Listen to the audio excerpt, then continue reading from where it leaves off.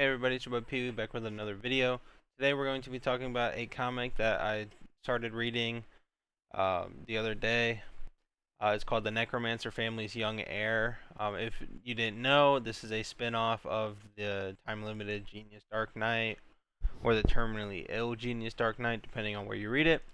Essentially, our main character is another member of a dark family, the Marbas family, which is known for their necromancy.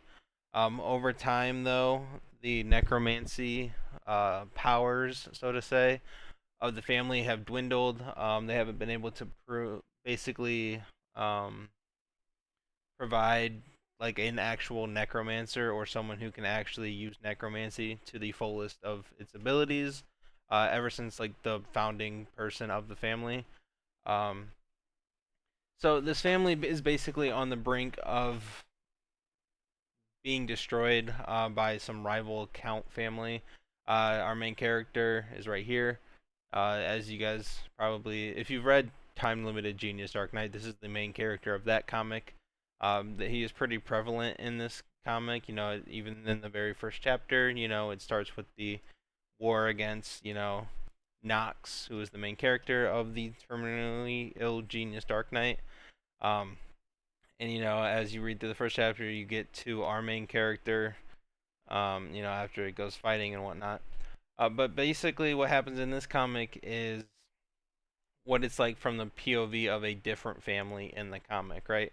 So if you read Terminally Ill Genius Dark Knight, Knox, Dark Family, his family, powerful, basically, this is a story based around the point of view of a different family. Basically, our main character is forced to execute his father. He then takes over as the head of the Marbas family. He eventually ends up, after executing his father and so on and so forth, he ends up meeting the person or the demon behind the powers of necromancy in the Marbas family, um, which is one of the 72 demons. This is him. Basically, he is the one who helps the necromancers basically exist or like trains them. Basically, what happens is he trains our main character on how to use his necromancy powers, how he gets stronger. Basically, he tells him that he has more potential than even the founding father of this family, and so he has high hopes for him.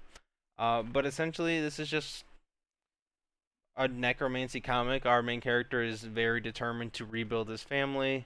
Um, he feels this sense of duty to protecting his family against whoever. Um, and that's pretty much what this comic is about. I mean, it's about this necromancer family young heir. That is literally the title. That is basically what this comic is about, him and his journey of becoming a stronger necromancer, protecting his family and his people that he recruits over time. Um, Both of these characters are prevalent in the story, which is for a spin-off is kind of different. Usually when you have a spin-off of a other story, it's basically kind of like a side story, right? But the main character of Terminally Ill Genius Dark Knight does show up a lot in this one, and so it's kind of like a weird mesh.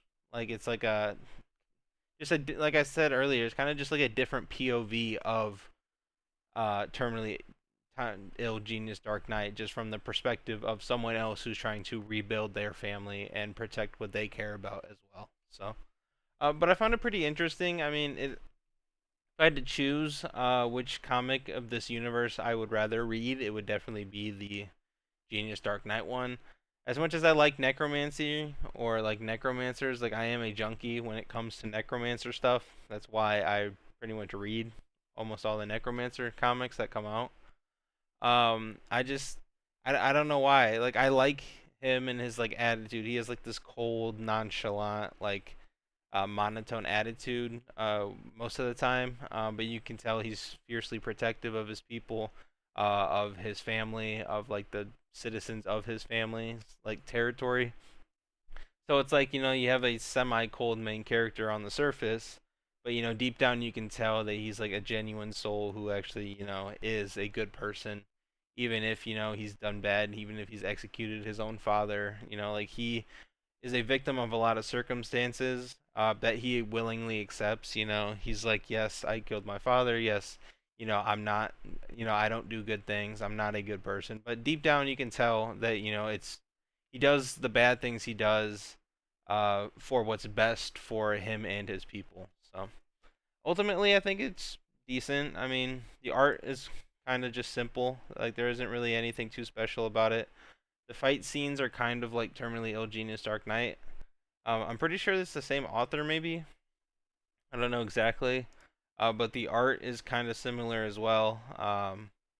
It's just, it's, as I said, it's just a different POV from the universe, and I find it interesting enough. So, and you can really tell that they're from the same universe because they both have like interactions with like the shithole of a crown prince that that we see in Time Limited Genius Dark Knight. We see his he's like how he is absorbed by demons and works with demons, and how he is a piece of shit in this comic as well. It's like you can see like the same, like the things that are the same, but there's also a lot of different from this POV, and I just find it interesting altogether. I don't think you'd be disappointed if you read this comic. As I said, it might not be as good as the other one from this universe, but I do feel like it is good enough to pass the time with. So I just want to talk about that for a little bit, simply because it was on my mind, and I didn't really have anything else planned for a video today. So, but yeah, that'll be it for this video. If you guys liked, leave a sub, leave a like, subscribe. I hope to see you guys keep coming back. I hope to continue making these videos, continue to grow my channel, continue to just basically share my love with comics with all of you who also love reading. And I'll see you guys in the next one. Peace.